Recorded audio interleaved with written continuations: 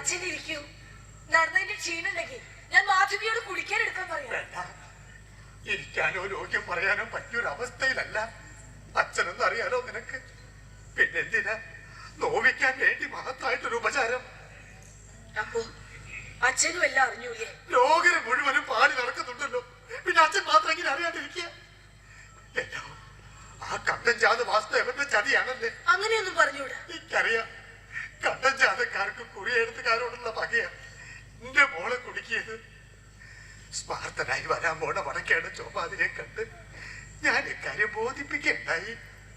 എന്റെ സങ്കടം കണ്ടപ്പോ വിചാരണ നേരത്ത് നീ ഒന്നും സംഭവിച്ചിട്ടില്ല, ആരുമായും അരുതാത്തൊന്നും ഉണ്ടായിട്ടില്ല എന്ന് പറഞ്ഞാൽ എളുപ്പ ശുദ്ധാക്കി തരാന്ന് സമ്മതിച്ചിട്ടുണ്ട്. അതിനുവേണ്ടി അച്ഛൻ ചോമാതിയുടെ കാല് പിടിക്കാൻ പോവേണ്ടിയിരുന്നില്ല. എനിക്ക് ദൂഷ്യം സംഭവിച്ചിരിക്കണമെന്ന് ആദ്യമായിട്ട് അറിയിച്ചത് ഞാൻ തന്നെയാണ്. പിന്നെ ഒന്നും പറയാണ്ടിരിക്കാനില്ല, എല്ലാം വിളിച്ചു പറയാനും നിരീക്ഷിച്ചിരിക്കണേ. എന്നെ നശിപ്പിച്ചവർക്കൊക്കെ ശിക്ഷ കിട്ടണ്ടേ അച്ഛ? കുറഞ്ഞ പക്ഷം അവരാരൊക്കെ എന്തെങ്കിലും ലോകം അറിയണ്ടേ? അപ്പോ നീ എല്ലാം തീരുമാനിച്ച് ഉറപ്പിച്ചിട്ട് തന്നെയാ? ആ നീചരുടെ പട്ടിക ഞാൻ തയ്യാറാക്കി കഴിഞ്ഞു. ഈ അരിയൊടുങ്ങാറായ കാലത്ത് എന്തൊക്കെ കാണുകയും അനുഭവിക്കും വേണം എന്റെ തേവരെ. അച്ഛൻ ഇരിക്കുന്നില്ല എന്ന് പറഞ്ഞു. അപ്പൊ പിന്നെ അച്ഛന് വേറെന്തെങ്കിലും എന്നോട് പറയാനുണ്ടോ? അവിടെ ഇല്ലത്തെ വിശേഷങ്ങളോ ആറങ്ങോട്ടുകരയിലെ വിശേഷങ്ങളോ അങ്ങനെ എന്തെങ്കിലും? ഉണ്ട്, പറയാനുണ്ട്. അത് വിശേഷങ്ങളല്ല. നിനക്ക് ദൂഷ്യം വരുത്തിയവരുടെ എല്ലാവരുടെയും പേര് നീ പറയൂന്ന് കേട്ടു. അതിൽ എന്റെ പേര് നീ പറയരുത്. എനിക്ക് പറ്റിയിട്ടുണ്ടല്ലോ നിന്നോട് അങ്ങനെ ഒരു തെറ്റ്. അതൊരു തെറ്റായിരുന്നു ബോധ്യം വരാൻ അച്ഛൻ ഇത്രയും വരെ കാത്തിരിക്കേണ്ടി വന്നൂലോ.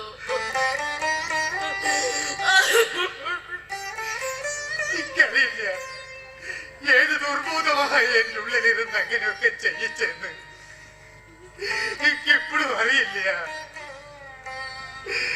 എന്റെ മോളെ രക്ഷിക്കണം. ഞാൻ നിന്റെ കാല് പോയതൊരു അബദ്ധമായിരുന്നു വേണമെങ്കിൽ എനിക്ക് കരുതായിരുന്നു. പക്ഷെ മകൾ നശിച്ചാലും സ്വന്തം മാനം രക്ഷിച്ചു കിട്ടാൻ വേണ്ടി നിങ്ങൾ എന്റെ മുന്നിൽ വന്ന് പറഞ്ഞപ്പോ എനിക്ക് ബോധ്യായി അത് നിങ്ങൾ കരുതി കൂട്ടി ചെയ്തൊരു തെറ്റ് തന്നെയായിരുന്നു. ഒരച്ഛനും മകളോട് ചെയ്യാൻ പാടില്ലാത്ത ക്രൂരത. നിങ്ങളുടെ പേര് പറയാൻ ഞാൻ തീരുമാനിച്ചു തന്നെയാ. ഇനി അത് ഒന്നാമതായി പറയണോ രണ്ടാമത് പറയണോ എന്ന് എനിക്ക് ഇനി തീരുമാനിക്കാനുള്ളൂ.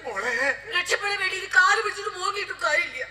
രാത്രി ഉറപ്പിച്ചെല്ലാം കഴിച്ചാൽ അതിന് പിന്നെ മാറ്റില്ല.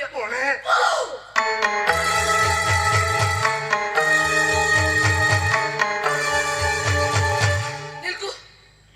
കൽപ്പകശ്ശേരിയില് നിന്റെ അങ്ങനെ നാരായണ നമ്പൂരി ഉണ്ടോ? ഇപ്പൊ നിരഞ്ജന ദാസിനോട് ചേർന്ന് ആത്മീയ പ്രചരിപ്പിക്കുകയാണെന്ന് അറിഞ്ഞു. ചിലപ്പോ ഈ വിവരങ്ങളൊന്നും അറിഞ്ഞു കാണിക്കുക. അറിഞ്ഞിട്ടുണ്ടെങ്കിൽ ഒരു കാര്യം പറഞ്ഞേക്കൂ, ഏട്ടത്തിയെ കാണാൻ ഇങ്ങോട്ട് വരരുത്. അച്ഛനെ പോലെ എന്റെ പൊന്നങ്ങളേക്കും പറ്റിയിട്ടുണ്ട് ചെറിയൊരു തെറ്റ്. നിങ്ങളെക്കാളൊക്കെ മുൻപ് വന്നത് അമ്മാവനാ ഇതുപോലെ കാല് പിടിച്ച് കെഞ്ചാൻ. പിന്നെ അമ്മയുടെ അപ്പൻ ഓക്കിലെത്തി ഇട്ടേരി നമ്പൂരി. പുറമേക്കറിയാം മഹാന്മാരെ കാല് പിടിക്കാൻ എത്തുമ്പോ ഉള്ളിലൊരു ലഹരി.